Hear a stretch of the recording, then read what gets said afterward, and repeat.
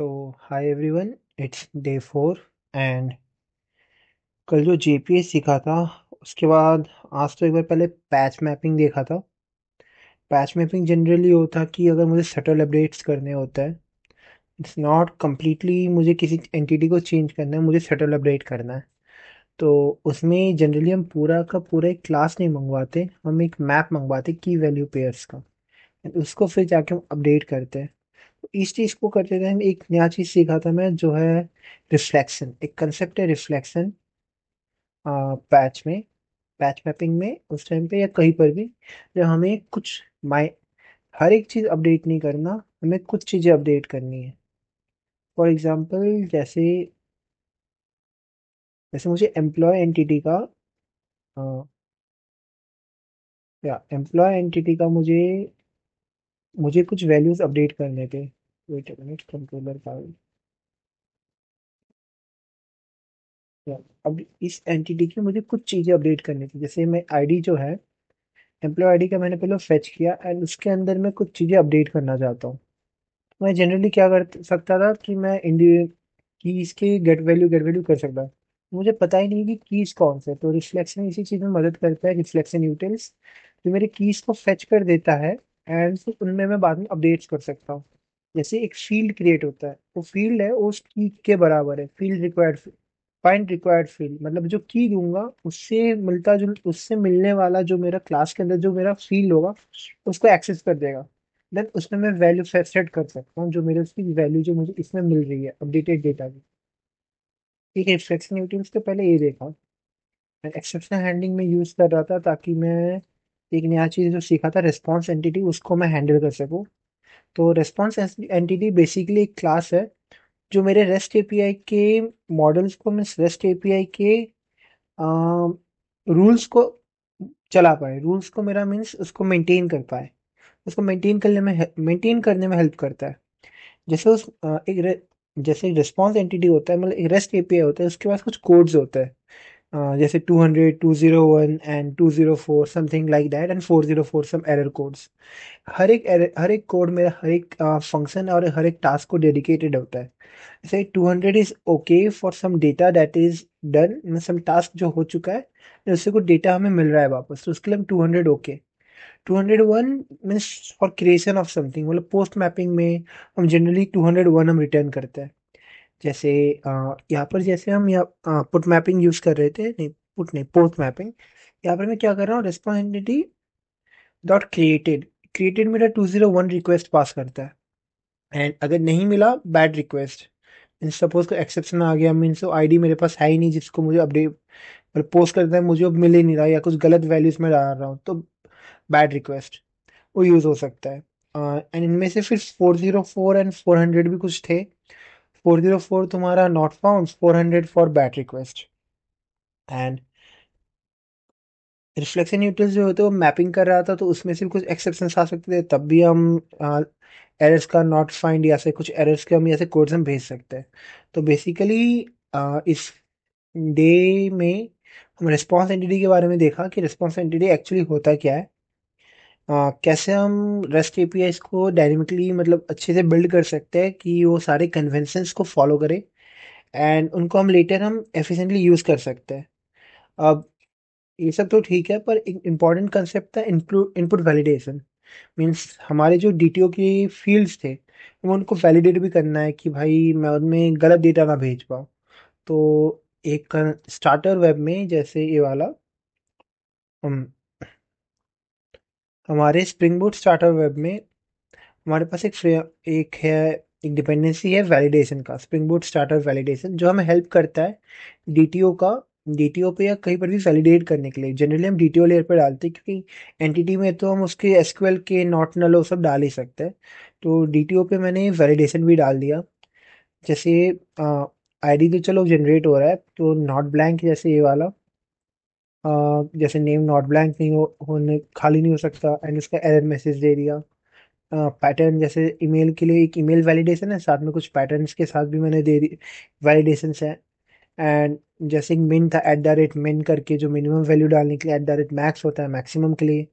Not null जैसी values, not blank, range, size, कुछ ऐसे। और एक कस्टम वैलिडेशन भी बनाने सीखे, तो उसको मैं नेक्स्ट में बताता हूँ।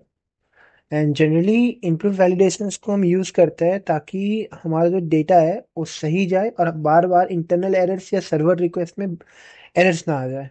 एंड इस वैलिडेशन को यूज़ करने के लिए मुझे जहाँ पर मैं यूज़ कर रहा होता हूँ उसका रिक्वेस्ट बॉडी, जैसे मैंने एम्प्लॉय डिटेल मंगवाया था, तो उधर मैं डायरेक्ट वैलिड चेक कर दूंगा, तो उसके आते ही वो चेक हो जाएगा कि मेरा डेटा इज करेक्ट और नॉट। उसके बाद वो एरर पुश कर देगा, जैसे 404 एरर, जनरली 404 ही डालता है, 404 एरर पुश कर देता है।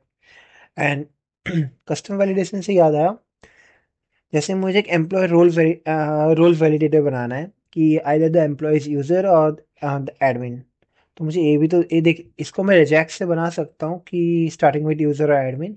पर एक कस्टम बनाने के लिए जैसे ही ऐसा होता है कि हाँ, मैं एक वैलिडेशन क्रिएट करूँगा। इसके लिए हमें कुछ एनोटेशंस जानना ज़रूरी है। रिटेंशन, रिटेंशन वो चीज़ है कि इसको मुझे किस पॉइंट पे एक्सेस करना है रन टाइम पे। कंस्ट्रेंट्स, कंस्ट्रेंट्स मैं बाद में बताता हूँ, पर टारगेट क्या है, इसके फील्ड्स और पैरामीटर्स को ही देखेगा कि अगर मैं फील्ड्स और पैरामीटर्स में एक ये वाला मैं वैलिडेशन लगा सकता हूँ। एंड कंस्ट्रेंट क्या है कि मुझे वैलिडेशन किस बेसिस पे करना है, वो इस क्लास का रेफरेंस दे रहा है जो वैलिडेटर है। इसमें जो मैंने वैलिडेटर बनाया उसको एक्चुअली क्या करना होता है, उसको कंस्ट्रेंट वैलिडेटर से हमें इम्प्लीमेंट करना होता है। एंड उसमें हमें कौन सा वाला वैलिडेशन है वो बताना, और किस टाइप का डेटा का ऊपर वैलिडेशन होगा वो बताना होता है। मेरा स्ट्रिंग टाइप का डेटा होगा रोल, जो एम्प्लॉय रोल है।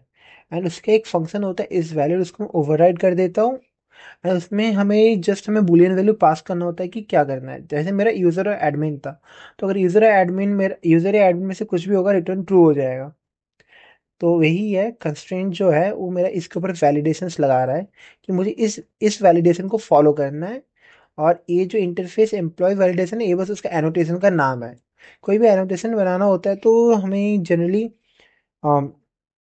जावा में हमें इंटरफेस का क्या डायरेक्ट लगाना होता है। कॉटलिन में क्या था कि डायरेक्टली एट करके हम डाल दो एनोटेशंस का, वो बाद में ऐसा एनोटेशन ही यूज होने लगता है। कस्टम एनोटेशन जब हम बना रहे थे एंड्रॉयड में तब। एंड जनरली जो क्या बोलते हैं, ये जो हम वैलिडेशंस होता है उसको हम डीटीओ लेवल पे बनाते हैं, क्योंकि अगर डीटीओ हमारा मेंटेन्ड है तो एंटिटी भी हमारा परफेक्टली क्रिएट होगा। अब क्रिएशन के टाइम पे कोई एरर है वो तो एक्सेप्शंस हैंडल कर लेंगे, पर जो इस पॉइंट पे जो वैलिडेट डेटा एपीआई के थ्रू डेटा गलत आना ही नहीं चाहिए, सर्विस लेयर तक पहुंचना ही नहीं चाहिए। हमें उसको कंट्रोलर्स में ही हमें उसको एलिमिनेट कर देना है, ताकि सर्विस से होते हुए रिपॉजिटरी तक ना पहुंच पाए, क्योंकि रिपॉजिटरी में जो एंटिटी मैपिंग होगी वो गलत हो जाएगा फिर। या तो नल चला जाएगा, कॉटलिन तो है नहीं कि नल पॉइंटर नल सेफ लैंग्वेज बना सकते हैं, जावा है तो हमें इसमें नल्स के देखने के लिए हमें इसको पहले वैलिडेशन जरूरी है। तो आज के लिए इतना ही था। एंड ज़्यादा कुछ था नहीं इसमें। हाँ, एक जस्ट मैंने और एक यूटिल क्लास बनाया था कस्टम एक्सटेंशंस देने के लिए, एक्सेप्शंस देने के लिए, कि खुद का एरर मैसेज अगर मुझे देना है कि अगर कोई भी एक्सेप्शन आया तो एक कस्टम एक्सेप्शन मेरा पास कर दो रन टाइम एक्सेप्शन में। वो तो बस मेरे लॉगिंग के लिए था, लॉगिंग के लिए भी बाद में बाकी लाइब्रेरीज देखा जाएगा। बस जनरली यही था। एंटिटी भी मैंने कुछ ज़्यादा नहीं, नॉट नल वाला डाल दिया। हाँ, मैंने ईमेल को यूनिक बना दिया मैंने इस बार, कि मेरा हाँ रिपीटेड ईमेल्स वापस जा ना पाए, मतलब दोनों मिलके एज अ प्राइमरी की काम नहीं कर रहे, पर यूनिक होगा। तो जस्ट मैं इसे आपको रन कर देता हूँ एक बार।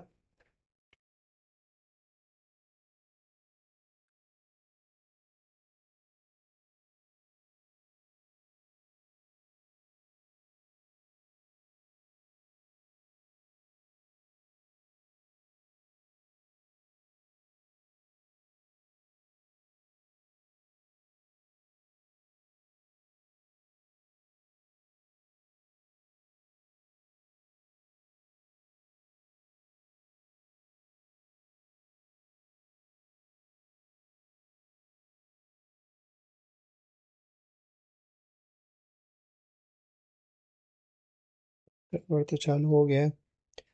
बाय द वे मैं एच टू डी भी यूज़ कर रहा हूँ अभी भी डेवलपमेंट के लिए, बाद में मैं इसको पोस्टग्रेस में चेंज कर दूंगा, या एसक्यूएल लाइट या मोंगो डीबी जो भी यूज़ करना हो। पहले मैं एक बार डेटा दिखा दूँ कि मेरे पास अभी करेंटली डीबी में क्या क्या डेटा है।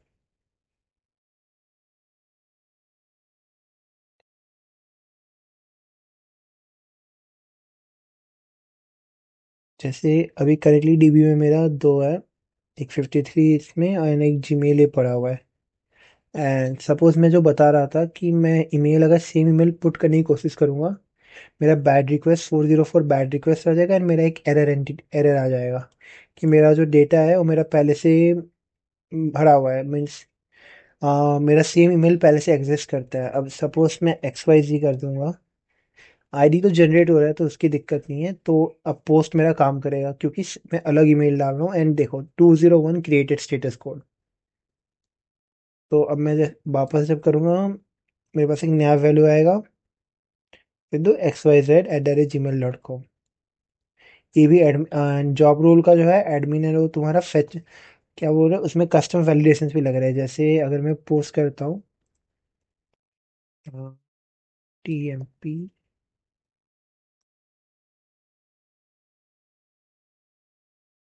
ABC एंड एडमिन की जगह मैं कुछ में जिब्रेस डाल देता हूँ, तो ये क्रिएट नहीं होना चाहिए या बैड रिक्वेस्ट क्रिएट नहीं होना चाहिए।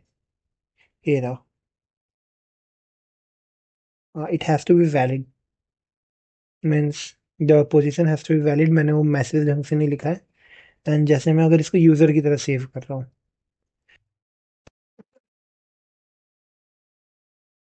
तो ये अब क्रिएट हो गया। एंड जब इसमें देखूंगा, इसमें मेरा डेटा आ गया यूज़र रोल पे। जस्ट यही था। सो आज के लिए इतना ही था, इससे ज़्यादा और कुछ था नहीं इसमें। एंड कल देखता हूँ मैं और कुछ एक्सेप्शन हैंडलिंग एंड बाकी सब देखूंगा। And for today